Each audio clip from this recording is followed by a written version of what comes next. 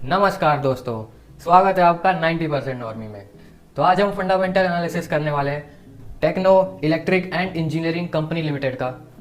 तो video start करने से पहले मैं आपको बता दूं कि ये वीडियो मेरी 5 स्टार एनालिसिस सीरीज का पार्ट होने वाला है। तो अगर आपने इसकी कोई भी वीडियो अगर मिस करी है तो मैंने डिस्क्रिप्शन में इसका लिंक दे दिया है प्लेलिस्ट का, आप वहाँ से इसकी सारी वीडियोस देख सकते हैं। और आगे की कोई भी वीडियो मिस ना करने के लिए आप सब्सक्राइब करके ऑल नोटिफिकेशन पे क्लिक कर दीजिए ताकि मेरी वीडियोस की अपडेट्स आपको रेगुलरली मिलती रहे। आइए स्टार्ट करते हैं। ये कंपनी जो कि ईपीसी सेक्टर में, ईपीसी सेक्टर मतलब इंजीनियरिंग प्रोक्योरमेंट कंस्ट्रक्शन सेक्टर में काम करता है। बेसिकली ये इलेक्ट्रिसिटी सर्विसेज देता है लेकिन इंजीनियरिंग के भी सर्विसेज इसको प्रोवाइड करता है। ये किसको प्रोवाइड करता है? प्राइवेट एंटिटीज़ को प्रोवाइड करता है और पब्लिक एंटिटीज़ को भी प्रोवाइड करता है। मान लीजिए प्राइवेट कंपनी को कोई फैक्ट्री वगैरह सेटअप करना है तो उसका इलेक्ट्रिसिटी का ध्यान ये रखेगा।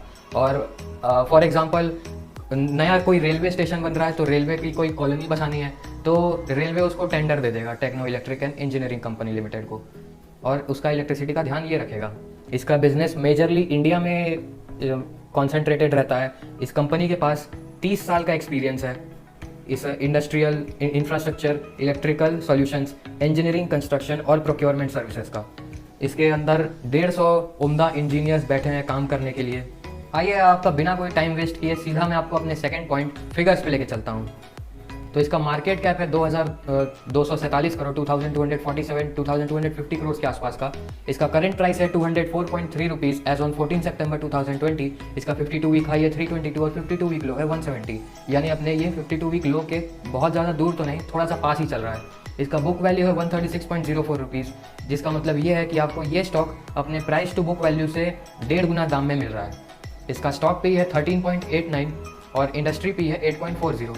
थोड़ा सा ओवर वैल्यू लगेगा आपको ये स्टॉक, लेकिन धीरे धीरे हम देखेंगे इसमें क्या है। Return on capital employed 14.90%, return on equity 12.26%, sales growth 93.84%। तो ये अच्छे फिगर्स हैं यहाँ पे। डेब्ट टू इक्विटी रेशियो ध्यान देने लायक है इस कंपनी का, जीरो है डेब्ट टू इक्विटी रेशियो कंपनी का। डेब्ट कंपनी के ऊपर 0 करोड़ का है। प्रमोटर होल्डिंग यहाँ पे 60.18% है। ना यहाँ पे कोई चेंज हुआ है प्रमोटर शेयर होल्डिंग में, ना किसी ने अपना प्रमोटर शेयर होल्डिंग प्लेज करवाया है, तो ये भी एक और पॉजिटिव न्यूज़ है।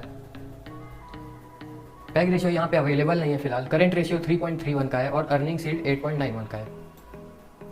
चार्ट्स में अगर आप देखेंगे तो ये काफ़ी ज़्यादा हाई तक जा चुका है, 300 रुपये के आसपास, जैसा कि मैं आपको बताया, और अपने 52 वीक लो से ज़्यादा दूर नहीं है, बस इतना आपको डिफरेंस दिखेगा। क्वार्टर रिजल्ट्स तो वैसे इसमें ध्यान देने लायक रहेंगे नहीं, क्योंकि ये क्वार्टर ईपीसी सेक्टर के लिए काफ़ी ज़्यादा बुरा था। लॉकडाउन के कारण इनका काफ़ी ज़्यादा बिजनेस ख़त्म हुआ है। वैसे भी हमको इंफ्रास्ट्रक्चर सेक्टर में रिसेशन देखने को मिल सकता था, अभी तो और ज़्यादा बर्बादी हो गई है यहाँ पे। लेकिन ध्यान देने लायक बात यह है कि यहाँ पे आप इस कंपनी के ऑपरेटिंग प्रॉफिट मार्जिन्स को देखिए। ऑपरेटिंग प्रॉफिट मार्जिन्स ये काफ़ी ज़्यादा बढ़िया मेंटेन करती है। इसके पीयर्स इतना ऑपरेटिंग प्रॉफिट मार्जिन नहीं मेंटेन करते हैं। ये ऐसी कंपनी है जो इतना ऑपरेटिंग प्रॉफिट मार्जिन मेंटेन करती है। सेल्स ग्रोथ बहुत ज़्यादा वेरिएशन नहीं था, क्योंकि 2018 का साल काफ़ी ज़्यादा शानदार रहा था टेक्नो इलेक्ट्रिक कंपनी के लिए। फिर उसके बाद से ये उतना ज़्यादा कोप अप नहीं कर पाया है, उसके आसपास ही चल रहा है।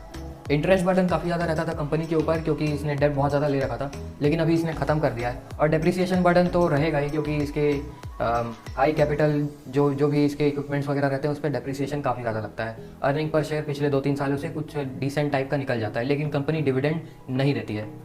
डिविडेंड के बारे में भी मेरे पास न्यूज़ है, मैं आपको बताऊंगा एंड में, आप बने रहिए मेरे साथ।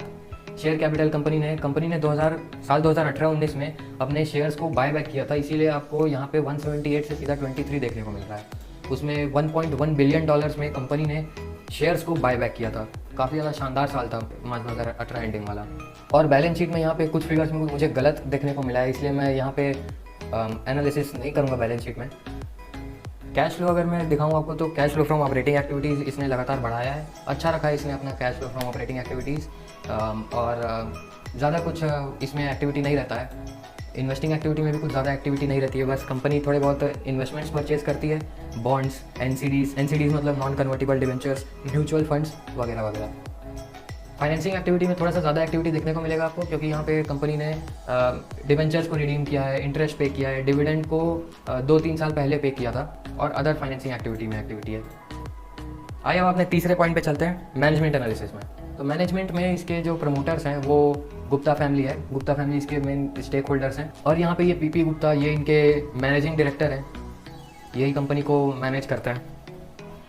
कंपनी में एफआईआई इसका बहुत बड़ा स्टेक नहीं है, लेकिन म्यूचुअल फंड्स का, डीआईआई इसका बहुत बड़ा स्टेक है। 28.74% हम बहुत बड़ा स्टेक मानते हैं म्यूचुअल फंड्स का। 28.74% स्टेक है। इसमें कुछ ज़्यादा फ्लक्चुएशन तो देखने को नहीं मिला था, माइनर फ्लक्चुएशंस हैं, वो थोड़े बहुत चलते रहते हैं। लेकिन जब आखिरी मेजर फ्लक्चुएशन हमको देखने को मिला था सितंबर क्वार्टर के बाद, उस टाइम कंपनी ने 23% से 27% में जंप किया था डोमेस्टिक इंस्टीट्यूशनल इन्वेस्टर्स में। तो शायद म्यूचुअल फंड्स को इस कंपनी में भरोसा है और प्रमोटर्स ने अपना एक इंटरव्यू दिया था जिसमें वो टारगेट कर रहे हैं कि इस साल के एंड तक कंपनी के पास 1000 करोड़ रुपए का cash and cash equivalent cash cushion पे कंपनी बैठे। और कंपनी ने टारगेट भी दिया है कि कंपनी डिविडेंड पे कर सकती है उस 1000 करोड़ का। मैं गारंटी नहीं बता रहा हूँ, मैंने एक इंटरव्यू में देखा था। इंटरव्यू की लिंक मैं आपको डिस्क्रिप्शन में देख दूंगा, आप वहाँ से देख सकते हैं वो इंटरव्यू। कंपनी के मैनेजिंग डायरेक्टर पीपी गुप्ता ने बताया था कि 1000 करोड़ का कैश कुशन टारगेट कर रही है कंपनी, और उस 1000 करोड़ से कंपनी डिविडेंड पे कर सकती है। अब मैं अपने चौथे पॉइंट पे चलूँगा, इंडस्ट्री एंड पीयर्स एनालिसिस में। तो इसको इस सेक्टर में इस टेबल से कंपेयर करना अनफेयर रहेगा, क्योंकि यहाँ पे कुछ ऐसी कंपनीज भी हैं, लार्सन एंड टुब्रो, जो सीधा सिर्फ इंजीनियरिंग सेक्टर और मतलब बहुत बड़े स्केल में इंजीनियरिंग सेक्टर में काम करती हैं। ये उस सेक्टर में बेसिकली उतना ज़्यादा डिटेल में काम नहीं करता है। ये इलेक्ट्रिकल कंपनी है, इलेक्ट्रिक में अपना सर्विसेज देता है। तो लेकिन अगर मैं अब इंडस्ट्री के इसे कंपेयर करूंगा, तो जैसा कि मैं आपको बताया, यहाँ पे इसका जो ऑपरेटिंग प्रॉफिट मार्जिन है इसके पीयर से काफ़ी ज़्यादा अच्छा निकल के आता है। तो ये एक पॉजिटिव पॉइंट है। और दूसरा, मैं इंडस्ट्री का एनालिसिस करूँ तो ऑलमोस्ट एक रिसेशन आने वाला था इंफ्रास्ट्रक्चर सेक्टर में। इंफ्रास्ट्रक्चर और ऑटोमोबाइल दो ही सेक्टर थे जो नेगेटिव चल रहे थे, बाकी सारे सेक्टर्स बूम पे चल रहे थे हमारे इससे पहले।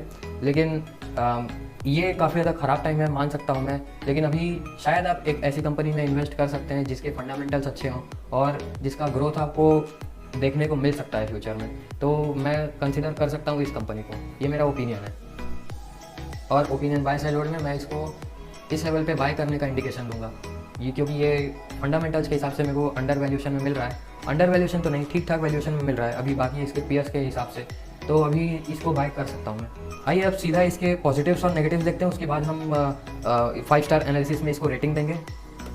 सबसे पहला इसका पॉजिटिव पॉइंट है, इसका इस्टेब्लिश्ड बिजनेस है ईपीसी सेक्टर में, पावर सेक्टर में। पावर सेक्टर में जो ईपीसी सेक्टर है इसका एस्टैब्लिश्ड बिजनेस है, इसका कंसिस्टेंट इसको ग्रोथ मिलता है और इसको कंसिस्टेंट प्रोजेक्ट्स वगैरह मिलते रहते हैं। दूसरा पॉइंट है, इसका ऑपरेटिंग एफिशिएंसी बहुत ज़बरदस्त है। फंडामेंटल्स के हिसाब से आपको समझ में आ ही चुका होगा और देखने को तो मिल ही रहा है कितनी ज़्यादा अच्छी ऑपरेटिंग एफिशिएंसी है। तीसरा पॉजिटिव पॉइंट है इसका जीरो डेब्ट। कंपनी के पास जीरो डेब्ट है। बहुत मेजॉरिटी कंपनीज में आपको जीरो डेब्ट तो नहीं देखने को मिलेगा इसमें, लेकिन ये थोड़ा सा स्टैंड आउट करती है अपने पीयर से जीरो डेब्ट में। चौथा पॉइंट, जैसा कि मैं आपको बताया, ये 1000 करोड़ का टारगेट करी है कंपनी कैश कुशन पे बैठने का पिछले इस साल के एंड तक और डिविडेंड पे करने का। और जैसा कि एज ऑन नाउ फिगर्स में मैं आपको बताऊं तो 555 करोड़ का इसका बॉन्ड्स है और एनसीडीज और म्यूचुअल फंड्स में इन्वेस्टमेंट है। 555 करोड़ का, 555 करोड़। तो ये भी एक और पॉजिटिव पॉइंट है। पांचवा पॉजिटिव पॉइंट है, high operating profit margin then peer. जैसा कि मैं आपको बता चुका हूँ, इसके ऑपरेटिंग प्रॉफिट मार्जिन इसके पीयर से अच्छे रहते हैं। आइए अब इसके नेगेटिव्स पे चलते हैं। पहला नेगेटिव पॉइंट है इसका हाई कंपटीशन। कंपनी को बहुत ज़्यादा तगड़ा कंपटीशन फेस करना पड़ता है। इसमें बहुत सारी कंपनीज घुसी हुई हैं, बहुत सारे कैपिटल के साथ घुसती हैं और ये थोड़ा रिस्की सेक्टर रहता है। यहाँ पे जल्दी कोई हाथ नहीं मारता है, ये थोड़ा हाई कंपटीशन बेस्ड सेक्टर है। दूसरा नेगेटिव पॉइंट है, project completion takes 2 to 3 years. मतलब आम तौर पे एक एवरेज प्रोजेक्ट को कंप्लीट करने में किसी भी कंपनी को ईपीसी सेक्टर में 2-3 साल कम से कम लगते हैं। 2-3 साल एवरेज लगते हैं कंपनी को। अगर कंपनी के पास बहुत अच्छे प्रोजेक्ट्स मिल रहे हैं, पास्ट परफॉर्मेंस कंपनी का खराब रहा है, तो हम उसको गलत जज करेंगे और उसको नेगेटिव रेटिंग दे देंगे। लेकिन हमको ये देखने को नहीं मिलेगा कि उसके अगले 2-3 साल अच्छे होने वाले हैं, उसको बहुत अच्छे प्रोजेक्ट्स मिले हैं। वैसे ही अगर यहाँ पे मुझे अच्छे देखने को मिल रहे हैं, यहाँ पे इसके बहुत अच्छे फिगर्स देखने को मिल रहे हैं, तो हो सकता है अगले 2-3 साल में इसका उतना अच्छा फिगर्स ना हो और हो सकता है हो। तो अगर हो सकता है कि अगर उसके पास नहीं होगा तो ये तो कंपनी के लिए नेगेटिव न्यूज़ हो। तो ये भी एक नेगेटिव पॉइंट है। अब अगर मैं इसको अपने 5 स्टार एनालिसिस में रेटिंग दूंगा तो मैं कंपनी को दूंगा 1 स्टार, फिगर्स को मैं दूंगा 1 स्टार, मैनेजमेंट को मैं दूंगा 1 स्टार, इंडस्ट्री एंड पीयर्स को मैं दूंगा 0.75 स्टार और ओपिनियन बाय सेल होल्डर में मैं दूंगा 0.75 स्टार। तो ओवरऑल हमारा निकल के आ रहा है 4.5 स्टार आउट ऑफ 5 स्टार्स। तो वीडियो को एंड तक देखने के लिए बहुत बहुत शुक्रिया। वीडियो अगर पसंद आई तो लाइक और शेयर कर दीजिए, इससे मुझे और वीडियोस बनाने का मोटिवेशन मिलता है। मैं ऐसी फंडामेंटल एनालिसिस वीडियोस लाता रहता हूँ आपके लिए, तो चैनल को सब्सक्राइब करके ऑल नोटिफिकेशन पे क्लिक कर दीजिए ताकि आपसे मेरी अपडेट्स कभी मिस ना हो। अगर आप चाहते हैं कि मैं आपकी पसंदीदा कंपनी के बारे में एनालिसिस करूँ तो मुझे कमेंट सेक्शन में बता दीजिए। मिलते हैं अगली वीडियो में, तब तक के लिए happy investing and take care.